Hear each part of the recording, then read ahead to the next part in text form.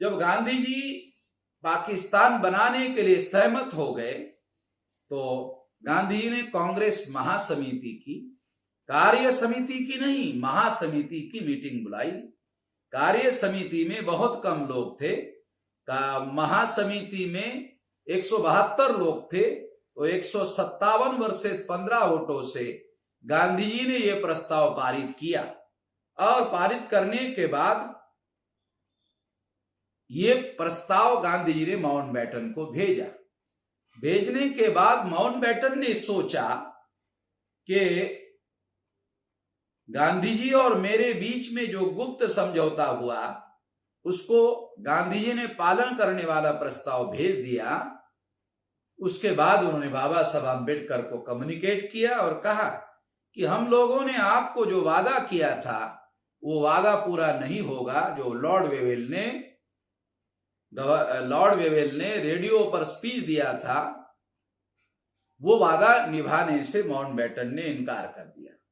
अब जो data available है उसके आधार पर गांधी जी की और माउंटबेटन की क्या वार्ता हुई है, इन कड़ियों को अगर जोड़ दिया जाए तो क्या वार्ता हुई होगी इसका अनुमान लगाया जा सकता है। तो गांधी जी ने माउंटबेटन को कहा होगा कि बताइए आपने क्यों बुलाया। तो माउंटबेटन ने गांधी जी को कहा होगा कि मैं चाहता हूं कि मुसलमानों को अपना हिस्सा मिल जाए, हिंदुओं को अपना हिस्सा मिल जाए और दोनों लोग शांति से राज करें। इस बात को जवाहरलाल नेहरू और सरदार पटेल ने समर्थन दे दिया है और समर्थन दे दिया है तो मैं चाहता हूं आप भी समर्थन दे दें। तो गांधी जी ने माउंटबेटन को कहा होगा, कड़िया जोड़ते हुए बता रहा हूं, कहा होगा कि ऐसा होने से तो जवाहरलाल प्रधानमंत्री बनेंगे और Sardar Patel deputy prime minister बन सकते हैं, मगर मुझे क्या मिलेगा। तो माउंटबेटन ने गांधी जी को पूछा होगा, गांधी जी आपको क्या चाहिए? अगर मेरे ताकत में, मेरे शक्ति में है तो मैं जरूर आपकी बात मान लूंगा। गांधी जी ने कहा होगा आपकी ताकत में है, आपके शक्ति में है। कहा कि मेरे शक्ति में क्या है आप बताइए। तो गांधी जी ने बताया होगा कि आपके पहले जो लॉर्ड वेवेल गवर्नर जनरल थे उन्होंने रेडियो पर एससी और एसटी के लोगों को सेपरेट इलेक्टेड देने का वादा किया था। तो ये वादा यदि आप लोग निभाने से इनकार कर देते हो आजाद भारत में, संविधान में, तो मुझे पाकिस्तान मंजूर करने के लिए कोई इतराज नहीं होगा। भारत के टुकड़े को मंजूरी देने के लिए मुझे कोई इतराज नहीं होगा। तो माउंटबेटन ने सोचा होगा कि शेड्यूल कास्ट और शेड्यूल ट्राइब के लोगों का मामला बाद में हल कर लेते हैं, पहले इस मामले को हल कर लेते हैं जो बड़ी समस्या है। इस बात को ध्यान में रखते हुए जब माउंटबेटन ने बाबा साहब आम्बेडकर को कम्युनिकेट किया तो बाबा साहब आम्बेडकर सीधे लंदन गए और लंदन में एक बहुत बड़ा चेंज हुआ था।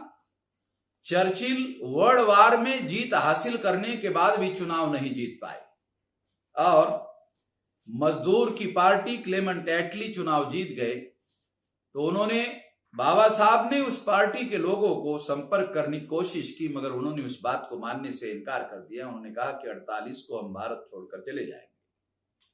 और उसके बाद में बाबा साहब आम्बेडकर बहुत कोशिश करते रहे, विरोधी पार्टी के नेता चर्चिल को वो मिले, मगर चर्चिल ने कहा मैं अभी प्रधानमंत्री नहीं हूं, विरोधी पार्टी का नेता हूं, इसलिए मैं आपकी बात पार्लियामेंट में उठा सकता हूं, मगर मेरे हाथ में अब कोई अधिकार नहीं है।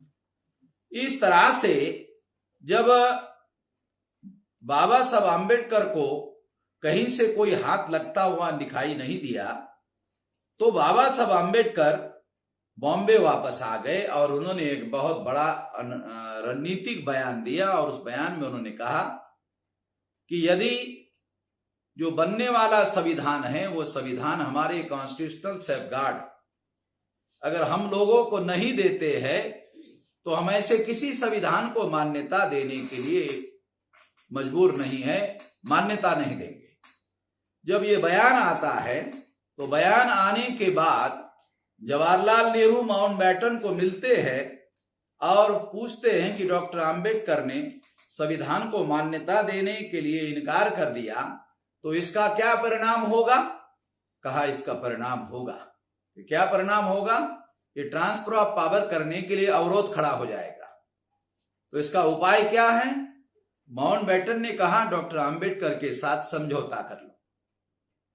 तो जवाहरलाल नेहरू बाबा साहब आम्बेडकर के साथ समझौता करने के पहले गांधी जी को मिले और गांधी जी को कहा कि ऐसा ऐसा माउंटबेटन का सलाह है कि आम्बेडकर से समझौता कर लो। गांधी जी ने नेहरू को कहा आम्बेडकर के साथ समझौता करने का मतलब है, आप जानते नहीं हैं नेहरू जी, 1932 को पूना पैक्ट के पहले मैं मरते मरते बच गया था, इसलिए आम्बेडकर के साथ समझौता करना इतना आसान काम नहीं है। इसलिए मेरा ऐसा मानना है कि आपको सतर्क रहना जरूरी है। तो नेहरू ने गांधी जी को कहा कि क्या करना होगा? तो गांधी जी ने ये सोचा, विचार किया कि यदि आम्बेडकर की संविधान को मान्यता लेनी है, उसके बगैर ट्रांसफर ऑफ पावर में रुकावट पैदा होगी। तो आम्बेडकर की मान्यता लेना है संविधान को, तो ड्राफ्टिंग कमेटी का चेयरमैन अगर डॉक्टर आम्बेडकर को बना दिया जाता है तो डॉक्टर आम्बेडकर की सहमति संविधान को मिल जाएगी और ट्रांसफर ऑफ पावर का मामला हल हो जाएगा। जहां तक डॉक्टर आम्बेडकर की मांगे कितनी मानना है कितनी नहीं मानना है, ये जो बातें हैं, ये बातें संविधान सभा में हमारा बहुमत है और हमारा बहुमत है तो हम डिसाइड करेंगे।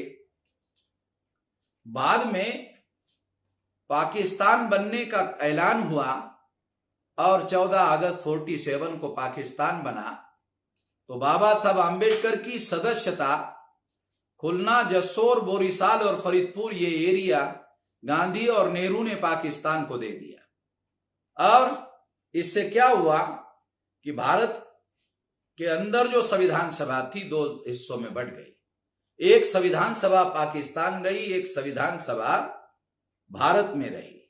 और इस तरह से जो भारत में संविधान सभा रही, उस संविधान सभा में बाबा साहब आम्बेडकर की सदस्यता पाकिस्तान चली गई। वो एरिया पाकिस्तान दिया गया, खुलना, जसोर, बोरीसाल और फरीदपुर।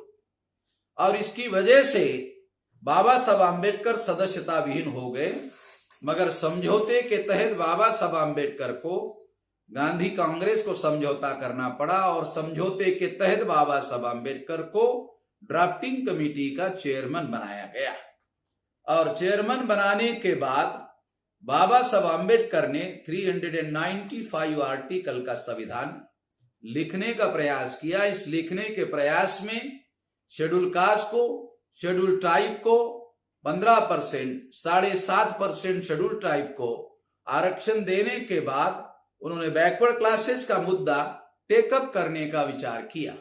जब उन्होंने टेकअप करने का विचार किया तो ये बात एक विचारणीय मुद्दा था कि नेहरू ने ऑब्जेक्टिव रेजोल्यूशन में बैकवर्ड क्लासेस को रिजर्वेशन देने का वादा किया था, मगर मुसलमानों से भिड़ाने के लिए वादा किया था। जब नेहरू ने देखा, गांधी ने देखा कि 14 अगस्त 47 को पाकिस्तान बन गया है, इसलिए 27 अगस्त 47 को गांधी और कांग्रेस ने ओबीसी को दिया हुआ रिजर्वेशन का प्रस्ताव पीछे ले लिया। जब ये प्रस्ताव पीछे लिया तो पीछे लेकर यानी देने का लिखित प्रस्ताव है और पीछे लेने का भी लिखित प्रस्ताव है, और ये षड्यंत्र गांधी और नेहरू के द्वारा बैकवर्ड क्लासेस के साथ किया गया। ये बात हमको समझने की और जानने की बहुत ज्यादा जरूरत है। बैकवर्ड क्लासेस के लोगों को जानने की बहुत ज्यादा जरूरत है। ये इतिहास उन लोगों को पता नहीं है। उसके बाद में संविधान सभा में जब चुनाव हुआ था तो गांधी और नेहरू ने बैकवर्ड क्लासेस के लोगों को कोई टिकट नहीं दिया। जो 2-4 सदस्य थे भी तो वो पंजाबराव देशमुख और गीताचारी यवतमाल से और अमरावती से बैरिस्टर पंजाबराव देशमुख और हुकुमचंद या हुकुम सिंह जो पंजाब से अकाली दल से चुनकर गए थे, ये 3 लोग थे जो बैकवर्ड क्लासेस के थे। तो ये जो बैकवर्ड क्लासेस के लोग थे, इनको बाबा साहब आम्बेडकर ने अपने घर में खाना खाने के लिए बुलाया। वो इसलिए बुलाया क्योंकि कांग्रेस के लोगों ने बाबा साहब आम्बेडकर को कहा कि आप शेड्यूल कास्ट और शेड्यूल ट्राइब की बात करो, आपको बैकवर्ड क्लासेस की बात करने का अधिकार नहीं है, क्योंकि आप बैकवर्ड क्लासेस के नहीं है। गांधी जी बैकवर्ड क्लास के प्रतिनिधि है, इसलिए गांधी जी बात करेंगे। तो इस तरह से बाबा साहब आम्बेडकर को बैकवर्ड क्लास की तरफ से बात करने के लिए रोका गया। तो बाबा साहब आम्बेडकर ने पंजाबराव देशमुख, गीताचारी और ये जो हुकुमचंद, इनको अपने घर में खाना खाने के लिए बुलाया। और खाना खाने के दौरान बाबा साहब आम्बेडकर ने खाना खाने के बाद कहा कि आप लोग बैकवर्ड क्लासेस के हो, संविधान सभा में प्रतिनिधि हो, तो आप बोलते क्यों नहीं हो। तो गीताचारी जो यवतमाल से चुनकर आए थे, उन्होंने कहा कि क्या बोले, क्या कि आप संविधान सभा में बैकवर्ड क्लासेस के लिए कुछ मांग करो। तो गीताचारी ने कहा कि ये गांधी नेहरू जो धोखेबाज लोग हैं, वो धोखेबाज लोग हम बैकवर्ड क्लासेस के लोगों को क्या देंगे, हमारा तो यकीन नहीं है, विश्वास नहीं है कि कुछ देंगे। तो बाबा साहब आम्बेडकर ने गीताचारी को कहा कि आपको निराश होने की जरूरत नहीं है, आपको मांग करनी चाहिए, और देते हैं नहीं देते हैं ये बात की बात है। जब आप मांग करोगे तो मैं वहां हूं, ड्राफ्टिंग कमेटी का चेयरमैन हूं। तो वो लोग बाबा साहब आम्बेडकर के कहने के अनुसार जो बोल नहीं रहे थे, संविधान सभा में बोलने के लिए खड़े हुए। तो जवाहरलाल नेहरू ने सरदार पटेल को कहा कि देखो कि ये लोग बोलते नहीं थे, मगर ऐसा लगता है कि डॉक्टर आम्बेडकर ने इन लोगों को बोलने के लिए प्रेरित किया होगा, ऐसा लगता है। तो इस तरह से इसको आप देखो, सरदार पटेल ने संविधान सभा में इन लोगों को वादा किया कि बैकवर्ड क्लास के लोगों के साथ आजाद भारत में धोखा नहीं किया जाएगा, वादा किया जाएगा, पूरा किया जाएगा, मगर ऐसा नहीं हुआ और धोखाधड़ी हुई। 26 जनवरी 1950 को संविधान लागू हुआ। 340वां आर्टिकल केवल बाबा साहब आम्बेडकर कहते हैं कि केवल बैकवर्ड क्लास के लोगों को वादा किया गया कि स्वतंत्र भारत में जो शेड्यूल कास्ट और शेड्यूल ट्राइब के लोग हैं, वो तो कौन शेड्यूल कास्ट है, शेड्यूल ट्राइब है, ये स्पष्ट है, मगर बैकवर्ड क्लास कौन है ये स्पष्ट नहीं है। इसलिए इसको आइडेंटिफाई करना होगा। वो आइडेंटिफाई करने के लिए कमीशन बनाया गया। जब 26 जनवरी 1950 को संविधान लागू हुआ तो बाबा साहब आम्बेडकर लॉ मिनिस्टर थे। उन्होंने जवाहरलाल नेहरू को लॉ मिनिस्टर के तौर पर बैकवर्ड क्लासेस के लोगों के लिए 1 बार 2 बार 3 बार मामला उठाया। जब ये बात उन्होंने नहीं मानी तो बाबा साहब आम्बेडकर ने लॉ मिनिस्ट्री का इस्तीफा दे दिया। इस्तीफा देने के लिए 4 कारण थे। पहला कारण कि नेहरू ने बाबा साहब आम्बेडकर को नियोजन मंत्री बनाने का वादा किया था, तो बाबा साहब आम्बेडकर ने सोचा कि नियोजन मंत्री अगर बनाया जाएगा तो भारत को, क्योंकि मैं अर्थशास्त्र का डीएससी हूं, तो मैं भारत की सभी समस्याओं को बहुत गहराई से जानता हूं, तो मैं इसके लिए सही नियोजन, सही योजना बना सकता। और इसलिए बाबा साहब आम्बेडकर रुके हुए थे, मगर बाबा साहब आम्बेडकर को नियोजन मंत्री नहीं बनाया गया। उन्होंने ये अपने इस्तीफे में लिखा।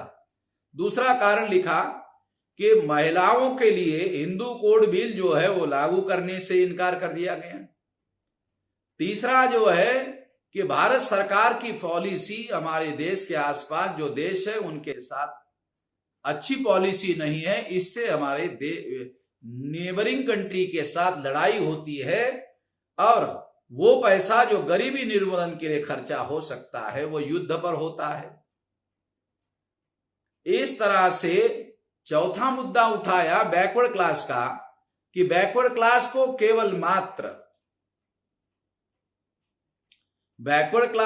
केवल मात्र कमीशन बनाने का वादा किया गया और दिया कुछ भी नहीं। तो ये धोखाधड़ी की गई। ये धोखाधड़ी हम लोगों को बाबा साहब आम्बेडकर के डॉक्यूमेंट्री एविडेंस इस्तीफे में उपलब्ध है, दिखाई देती है। उसके बाद में बाबा साहब आम्बेडकर जब इस्तीफा देते हैं तो पटना में आर्यल चंदापुरी, राम लखन चंदापुरी जी को पता चलता है। ये बैकवर्ड क्लास फेडरेशन के राष्ट्रीय महासचिव थे। वो दिल्ली आते हैं और बाबा साहब आम्बेडकर से मिलते हैं और कहते हैं कि आप आइए पटना में, हम बिहार में रैली आयोजित करते हैं। तो बाबा साहब ने वहां जाने का वादा किया। ये नेहरू को मालूम हो जाता है, तो नेहरू जी एक आदमी को आर्यल चंदापुरी के पास भेजते हैं। आर्यल चंदापुरी बैकवर्ड क्लासेस के फेडरेशन के महासचिव थे। वो आदमी आर्यल चंदापुरी को कहता है कि चलिए आपको जवाहरलाल जी ने दिल्ली बुलाया है। तो आर्यल चंदापुरी जी उनको कहते हैं कि मैं बैकवर्ड क्लासेस की रैली आयोजित की है, ये रैली होने दीजिए, उसके बाद हम लोग मैं दिल्ली आ जाऊंगा। तो वो आदमी आर्यल चंदापुरी को कहते हैं रैली काहे के लिए कर रहे हो, बड़ा बनने के लिए कर रहे हो ना। अरे ये रैली आयोजित किए बगैर ही नेहरू जी आपको बड़ा बनाना चाहते हैं। मगर जब ये बात आर्यल चंदापुरी जी को मालूम होती है कि ये बैकवर्ड क्लासेस के जागरण को रोकने का षड्यंत्र है, तो वो उस आदमी को कहते हैं कि जाओ, न मैं अब आऊंगा न तब आऊंगा। तो नेहरू जी को जब ये जवाब मिलता है तो नेहरू जी जगजीवन राम को बुलाते हैं, वो जो उनके कैबिनेट में मिनिस्टर है, और जगजीवन राम को कहते हैं कि डॉक्टर आम्बेडकर बिहार जा रहे हैं, तो अनुसूचित जाति के लोग वहां जाएंगे, तो आप अनुसूचित जाति के तरफ से मंत्रिमंडल में हैं, तो आपको हम मंत्रिमंडल में क्यों रखें। तो जगजीवन राम को लगता है कि इससे तो मेरा पत्ता कट जाएगा, इसलिए जगजीवन राम जी बाबा साहब आम्बेडकर के उस रैली में, जो भोला पासवान शास्त्री थे, वो दलित वर्ग संघ के प्रांतीय अध्यक्ष थे, नौजवान थे, और उनको कहते हैं कि बाबा साहब आम्बेडकर जब भाषण करने के लिए खड़े हो जाएंगे तो पत्थरे फेंक कर मार लेना। ये बात भोला पासवान शास्त्री ने खुद बुद्धा कॉलोनी में, जब वो बिहार के कुछ दिन मुख्यमंत्री रहने के बाद जब बूढ़ा हो गए और बुजुर्ग हो गए, तो बाबा साहब आम्बेडकर का जन्मदिन का कार्यक्रम था, वहां बोलने के लिए लोगों ने बुलाया, तो वहां उन्होंने कहा कि अब मैं बूढ़ा हो गया हूं और कुछ दिन के बाद मर जाऊंगा, तो मरने के पहले मैं एक प्रायश्चित करना चाहता हूं। एक बड़ी बात है, जब मैं नौजवान था, प्रांतीय अध्यक्ष था दलित वर्ग संघ का, तो बाबूजी के कहने पर जब बाबा साहब आम्बेडकर पटना आए थे, बाबा साहब आम्बेडकर ही हमारे मसीहा थे, और जब वो आए थे तो उनको पत्थरे मारने के लिए बाबूजी ने, जगजीवन राम ने हमें कहा था और हमने पत्थरे मारे थे। हमें इस बात का बहुत बड़ा पश्चाताप है कि हमने अपने मसीहा को पत्थरे मारने का काम किया। ये बात बुद्धा कॉलोनी में खुद भोला पासवान शास्त्री ने ये कहा, और आर्यल चंदापुरी भी बुद्धा कॉलोनी में ही निवास करते थे, तो उन्होंने अपने किताब में ये लिख कर रखा हुआ है। ये सारी बातें रिकॉर्डेड बातें हैं। तो इस तरह से साथियों, तो इस तरह से ये धोखाधड़ी करने का काम हुआ। तो जब पत्थरे मारने का मामला आया तो फोटो भी आर्यल चंदापुरी ने मुझे दिखाया। बाबा साहब आम्बेडकर के सामने खड़े होकर के उन्होंने रोकने की कोशिश की, उनको भाषण करने नहीं दिया गया और भाषण ऐसा ही छोड़कर उनको जाना पड़ा। जब बाबा साहब आम्बेडकर भाषण किए बगैर चले गए तो नेहरू ने यह सोचा कि डॉक्टर आम्बेडकर को इतने आसानी से परास्त नहीं किया जा सकता। वो सारे नॉर्थ इंडिया में घूमकर बैकवर्ड क्लासेस का जो कांग्रेस में आधार है वो खत्म कर सकते हैं, इसलिए खतरा है। इतने में 1952 में चुनाव घोषित हुए और चुनाव के दौरान बाबा साहब आम्बेडकर ने शेड्यूल कास्ट फेडरेशन का इलेक्शन मैनिफेस्टो घोषित किया। और ये जो इलेक्शन मैनिफेस्टो घोषित किया गया, ये इलेक्शन मैनिफेस्टो में बाबा साहब आम्बेडकर ने बैकवर्ड क्लासेस के लिए, यदि बैकवर्ड क्लास हमारा समर्थन करता है तो हम उनको अधिकार दिलवाने के लिए कोशिश करेंगे, प्रयास करेंगे, आंदोलन करेंगे, ये वादा उधर किया। जब ये चुनाव घोषणा पत्र घोषित हुआ तो नेहरू ने सोचा कि चुनाव घोषणा पत्र में बाबा साहब आम्बेडकर ने बैकवर्ड क्लास के वादा किया तो इसका श्रेय भविष्य में आम्बेडकर को जाएगा, ये नहीं जाना चाहिए। इसलिए बैकवर्ड क्लासेस के जो लोग हैं उनको नेहरू ने वादा किया कि हम लोग कमीशन बनाएंगे बैकवर्ड क्लास को आइडेंटिफाई करने के लिए, और उन्होंने कमीशन घोषित किया और कमीशन का चेयरमैन काका साहब कालेलकर को बनाया। ये काका साहब कालेलकर पूना का ब्राह्मण थे। बाबा साहब आम्बेडकर कहा करते थे कि देश के ब्राह्मण बदमाश होते हैं, पूना के ब्राह्मण महाबदमाश होते हैं। तो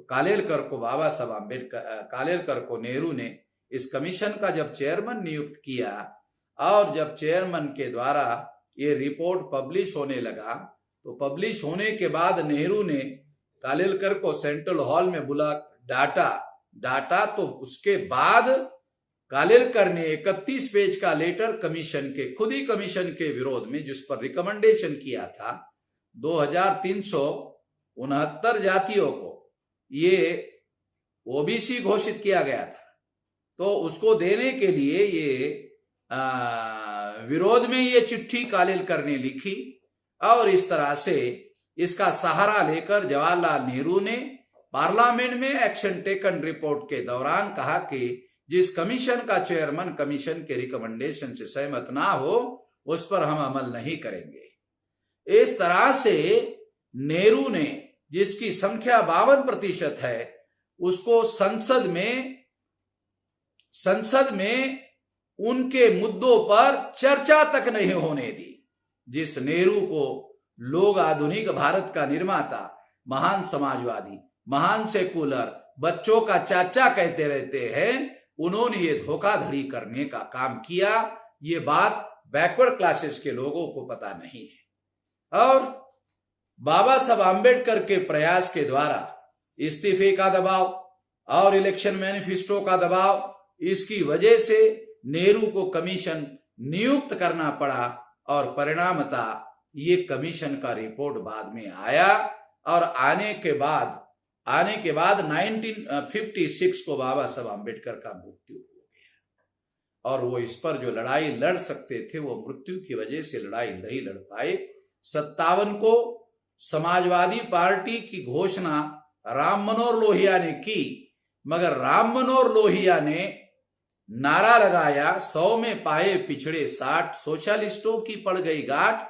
ये नारा लगाया, मगर राम मनोहर लोहिया ने कालेलकर कमीशन लागू करने के लिए कोई भी आंदोलन नहीं चलाया। अभी कुछ दिन पहले राम अवधेश सिंह जी जो बैकवर्ड क्लासेस के बहुत बड़े नेता थे, उनका मृत्यु हुआ। बहुत दुखद बात है, वो बहुत लड़ाकू आदमी थे। और उनको मैंने पूछा कि क्या 57 में कालेलकर कमीशन पर अमल करने के लिए लोहिया ने कोई आंदोलन चलाया? तो कहा कि मैं नहीं जानता हूं। यानी इतने बड़े लड़ाकू आदमी होने के बावजूद भी उनके पास कोई जानकारी नहीं थी, क्योंकि लोहिया ने ये किया ही नहीं था। ये हिस्टोरिकल फैक्ट है। ये बात भी नॉर्थ इंडिया के बैकवर्ड क्लासेस के लोगों को जानने की और समझने की जरूरत है।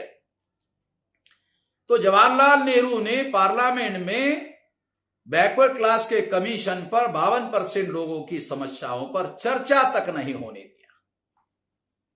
जो प्रीमियर इंस्टीट्यूट है संसद के पटल पर चर्चा तक नहीं होने दिया।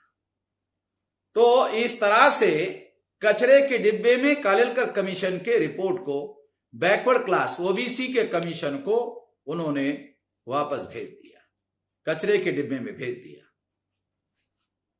इंदिरा गांधी ने 77 में इमरजेंसी हटाई, सारे विरोधी पार्टी के लोगों को जेल में डाला था, छोड़ दिया।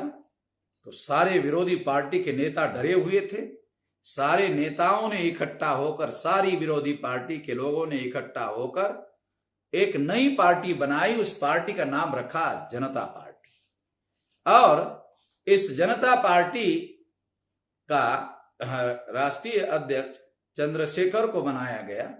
और इस तरह से ये जो प्रकाश नारायण का विश्वस्त आदमी थे तो राष्ट्रीय अध्यक्ष बनाया।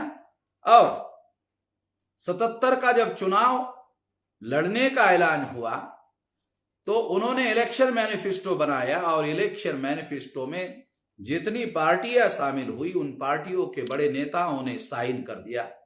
उसमें कालेलकर कमीशन अगर हमको बहुमत मिला तो लागू करेंगे, ऐसा वादा किया गया।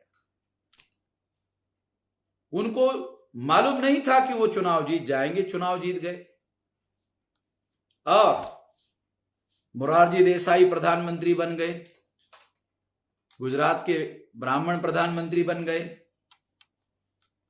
जब वो प्रधानमंत्री बन गए तो उन्होंने कालेलकर कमीशन को सोचा कि जिसको जवाहरलाल ने लागू नहीं किया, जिसको इंदिरा गांधी ने लागू नहीं किया, तो मैं कैसे लागू करूं।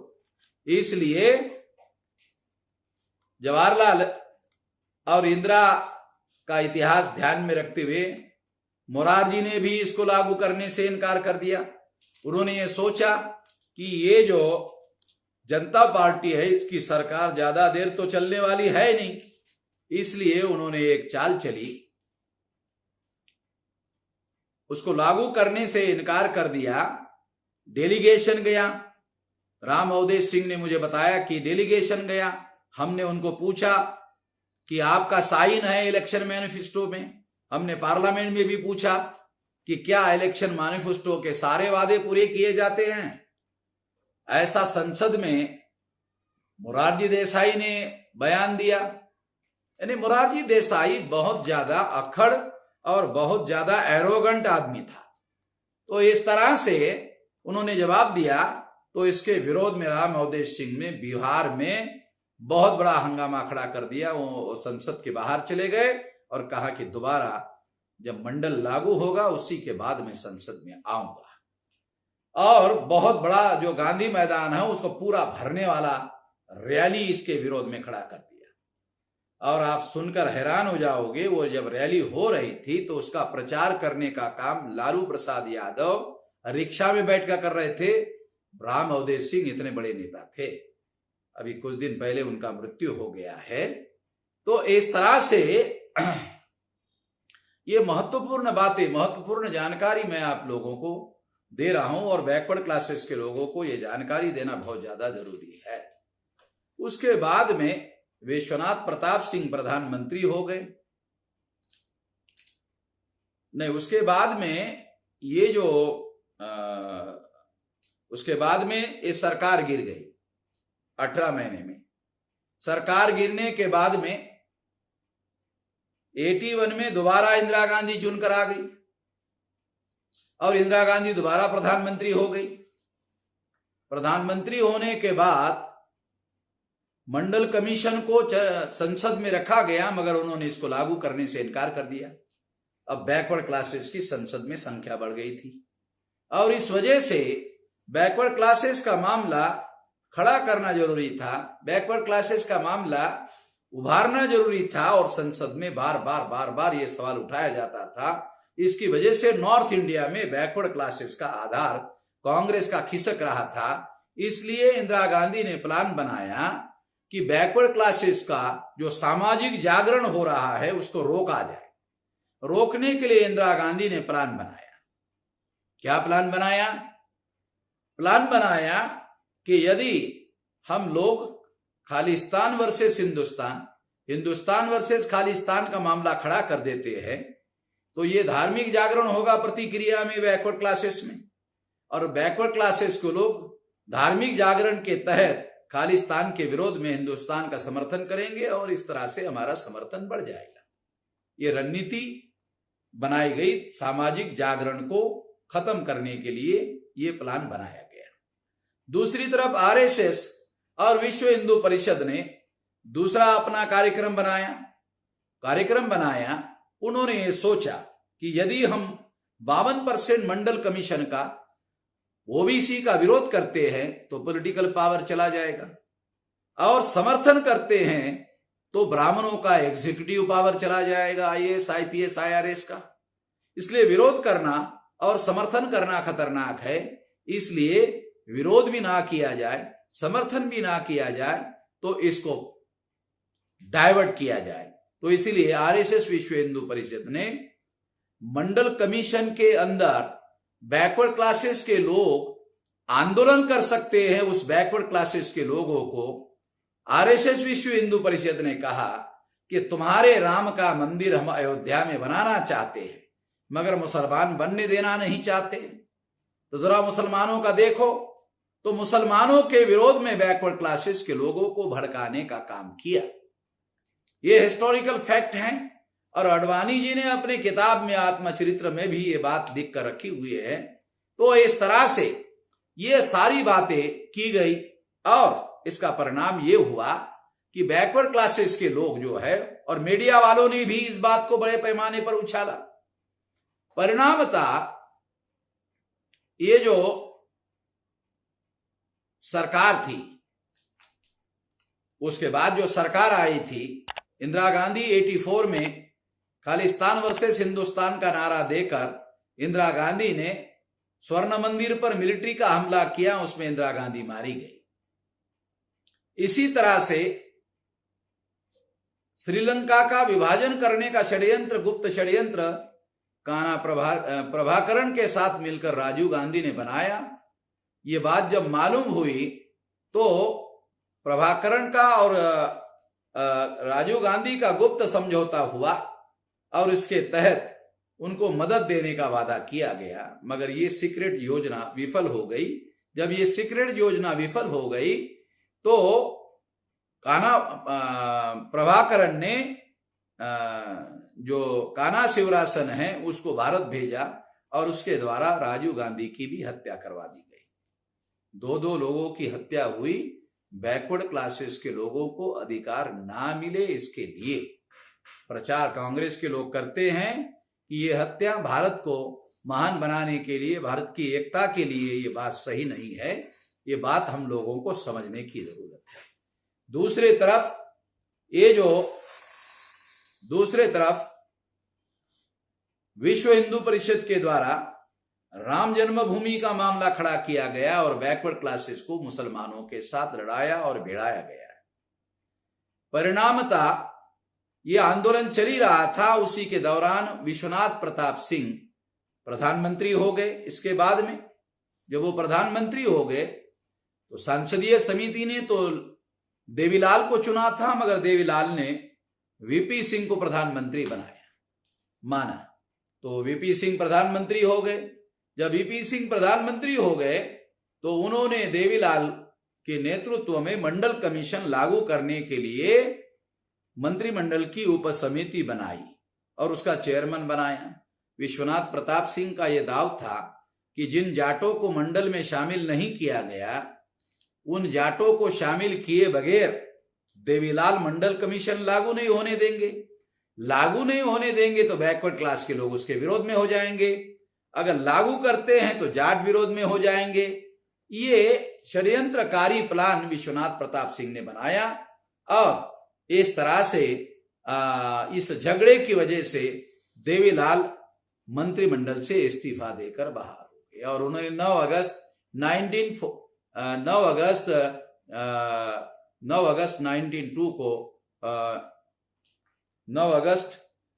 के दिन ये साल अभी मुझे एग्जैक्टली पता नहीं है, शायद 89 हो सकता है। ये इस दिन जो है ये एक रैली आयोजित की। इस रैली में काशीराम जी भी जाने वाले थे। तो अब विश्वनाथ प्रताप सिंह ने सोचा कि अगर ये बहुत बड़ी रैली हो गई तो मेरी सरकार गिर जाएगी। अंदर में बहुत सारे जो बैकवर्ड क्लास के लोग थे वो देवीलाल को अपना नेता मानते थे और जब ऐसा संकट खड़ा हुआ तो इस संकट से निकलने के लिए और बैकवर्ड क्लासेस के एमपी को अपने साथ में रखने के लिए विश्वनाथ प्रताप सिंह ने मंडल कमीशन लागू कर दिया। जब मंडल कमीशन लागू हुआ तो मंडल कमीशन जब लागू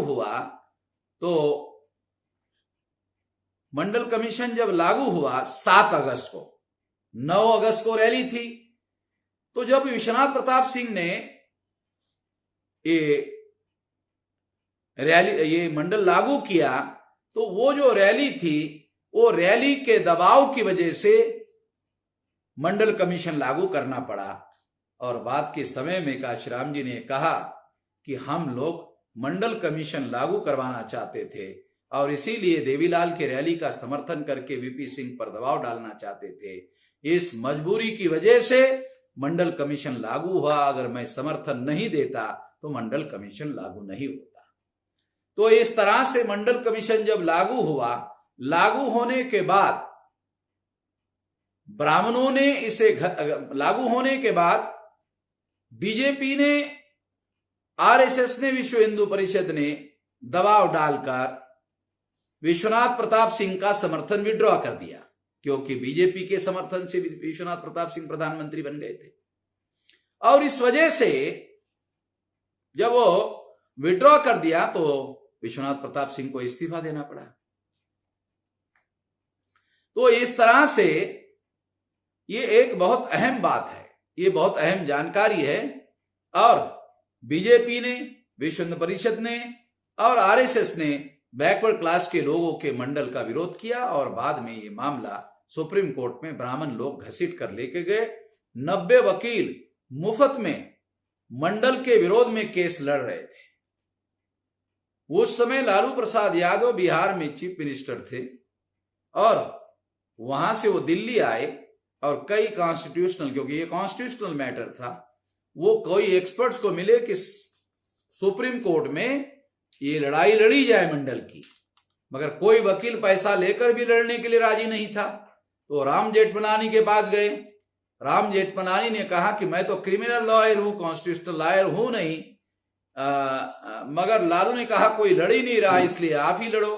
तो राम जेठमलानी जो क्रिमिनल लॉयर थे वो इस केस को लड़ रहे थे और बाद में 16 नवंबर 92 को सुप्रीम कोर्ट ने क्रीमी लेयर के साथ ये जजमेंट दिया। तो सुप्रीम कोर्ट ने 4 बड़े निर्णय दिए 16 नवंबर 92 को मंडल पर। पहला निर्णय 27%, 52% लोगों को 27% रिजर्वेशन मिलेगा। तो पहला निर्णय भी 52 को 52 ना मिलने का विरोध। दूसरा, ये जो 27% रिजर्वेशन मिलेगा ये भी क्रीमी लेयर लगा के मिलेगा, यानी जिसका 1 लाख रुपया इनकम होगा उसको आरक्षण नहीं मिलेगा। इसका मतलब है जिसका बच्चा महाविद्यालय में पढ़ रहा है और जो आरक्षण लेने लायक होगा उसको आरक्षण नहीं मिलेगा, और जिनका बच्चा बैकवर्ड का आरक्षण लेने लायक नहीं होगा, आर्थिक दृष्टि से कमजोर होगा, महाविद्यालय में नहीं पढ़ेगा, उसको आरक्षण मिलेगा। इस तरह का षड्यंत्र। दूसरा निर्णय भी उनके विरोध में। तीसरा निर्णय ये किया गया कि रिजर्वेशन इन प्रमोशन ओबीसी को नहीं मिलेगा। तीसरा निर्णय भी ओबीसी के विरोध में। चौथा निर्णय 3743 जातियों को मान्यता दिए बगैर सुप्रीम कोर्ट ने कहा राज्य सरकारों ने जितने ओबीसी को ओबीसी स्वीकार किया उतने ही ओबीसी को रिजर्वेशन मिलेगा। तो आंकड़ा निर्धारित हुआ 1999, यानी 2369 में से 3743 जाति में से केवल 1999 जातियों को ही ओबीसी सुप्रीम कोर्ट ने स्वीकार किया और 1745 जातियों को 1744 जातियों को सुप्रीम कोर्ट ने ओबीसी मानने से इनकार कर दिया। ये इतना बड़े फैसले ओबीसी के विरोध में लिए गए। आज इसको अमल होते होते 30 साल का समय हो गया है और 30 साल में मंडल कमीशन का जो अमल है वो कुछ साल पहले 5.4% था। जब मंडल कमीशन का रिपोर्ट आया था तो मंडल कमीशन के रिपोर्ट में ओबीसी का रिप्रेजेंटेशन केवल 3% था और कई सालों के बाद ये 5.4% हो गया सेंट्रल गवर्नमेंट के सर्विसेज में। और उसके बाद में और कुछ परसेंट हो गया होगा, 7%, 7-8% तक हो गया होगा। ज्यादा नहीं है, ये इतना हो गया होगा, इससे ज्यादा नहीं है। तो इस तरह से क्रीमी लेयर की वजह से ये बहुत बड़ा धोखा हो रहा है। और जो ब्राह्मणों के सरकार बार बार आते रहे, नरसिंह राव ने बैकवर्ड क्लास कमीशन लागू 92 को हुआ, 90 को ही उन्होंने प्राइवेटाइजेशन लागू कर दिया। तो प्राइवेटाइजेशन की वजह से ओबीसी के लिए जो नौकरियां देना था वो देने का काम के लिए सरकार में जगह उपलब्ध नहीं होती रही। वीपी सिंह ने एजुकेशन में, प्रोफेशनल एजुकेशन में रिजर्वेशन दिया ही नहीं। उसने भी धोखाधड़ी किया, केवल सरकारी नौकरियों में देने का काम किया, एजुकेशन में नहीं किया। वो भी एक बहुत बड़ा धोखा था। तीसरी बात यह कि उसके बाद नरसिंह राव के बाद में फिर अटल बिहारी वाजपेयी की सरकार आई और अटल बिहारी वाजपेयी की जो सरकार आई तो उसके बाद भी इस पर नॉन इम्प्लीमेंटेशन किया गया और उसके बाद ईवीएम आ गया 2004 में। 2009 में कांग्रेस ने इस पर नॉन इम्प्लीमेंटेशन किया। 14 और 19 को नरेंद्र मोदी ने 314 बच्चे आईएएस ओबीसी के पास हुए, आईपीएस पास हुए, आईआरएस पास हुए, मगर उस पर अमल करने से इनकार कर दिया। अभी पता चला है कि जो क्रीमी लेयर का क्राइटेरिया इस तरीके से चेंज किया जा रहा है जिससे ओबीसी को बिल्कुल भी कुछ नहीं मिलेगा। इसके बारे में ओबीसी के अंदर जागरण हो रहा है, ये षड्यंत्र किया जा रहा है क्रीमी लेयर का। इस पर लोगों का ध्यान आकर्षित ना हो, इसके लिए बीजेपी और आरएसएस और विश्व हिंदू परिषद के लोगों ने राम मंदिर का झुंझुना ओबीसी को थमाने का कोशिश किया ताकि ओबीसी का अटेंशन, ओबीसी को जो अधिकार मिले हैं उस पर अमल करने के लिए ना जाए। ये सारा षड्यंत्र हो रहा है। इसके बारे में ओबीसी के लोगों को जगाने की जरूरत है। एक और बात भी मैं कहना चाहता हूं, कांग्रेस को जब भी जितनी बार भी बहुमत मिला वो अनुसूचित जाति और जनजाति के लोगों को जो ज्वाइंट लोकटेट लागू हुआ, वो ज्वाइंट लोकटेट ओबीसी के लोगों ने अगर बाबा साहब आंबेडकर का समर्थन किया होता तो ज्वाइंट लोकटेट नहीं होता। ज्वाइंट लोकटेट नहीं होता तो उन लोगों का समर्थन कांग्रेस को नहीं होता। अगर उन लोगों का समर्थन कांग्रेस को नहीं होता तो उनके समर्थन से ब्राह्मण सरकार बनाते रहे, बहुमत हासिल करते रहे और उसके आधार पर ओबीसी को अधिकारों को वंचित करते रहे। 17 अगस्त 1932 को शेड्यूल कास्ट के लोगों को अधिकार मिला और 16 नवंबर 92 को ओबीसी को मिला। यानी ओबीसी को ब्राह्मणों की वजह से 60 साल बाद मिला और वो भी अनुसूचित जाति और जनजाति के लोग आरक्षण की लड़ाई लड़ रहे थे। ओबीसी के जो लोग हैं वो तो राम मंदिर के आंदोलन में शामिल थे। इसका सबूत मैं आपको देना चाहता हूं। चौधरी ब्रह्म प्रकाश दिल्ली के एक्स चीफ मिनिस्टर थे और उन्होंने दिल्ली में एक मोर्चा निकाला था। उस मोर्चा में बहुत बड़ा एक स्लोगन लगाया जा रहा था, एक पत्रकार भी साथ में चल रहा था। स्लोगन ये था कि 90 भाग हमारा है, 90% लोगों का नारा है, 90 लोगों का नारा है और पिछड़ा वर्ग जो है, पिछड़ा वर्ग 90% है और 90% की ये मांग है आरक्षण के संबंध में। वो ऐसा नारा दे रहे थे। तो पत्रकार ने चौधरी ब्रह्म प्रकाश को पूछा कि चौधरी साहब, ये नारा जो आप दे रहे थे कि पिछड़े वर्ग के लोग 90% है और 90 भाग हमारा है, ऐसा आप कह रहे हैं, तो ये जो मोर्चा है, इस मोर्चा में तो संख्या में 90 लोग नहीं है। तो चौधरी ब्रह्म प्रकाश ने उस पत्रकार को जवाब दिया और कहा, वो 90 कैसे हो सकते हैं, वो तो राम मंदिर के आंदोलन करने में चले गए हैं।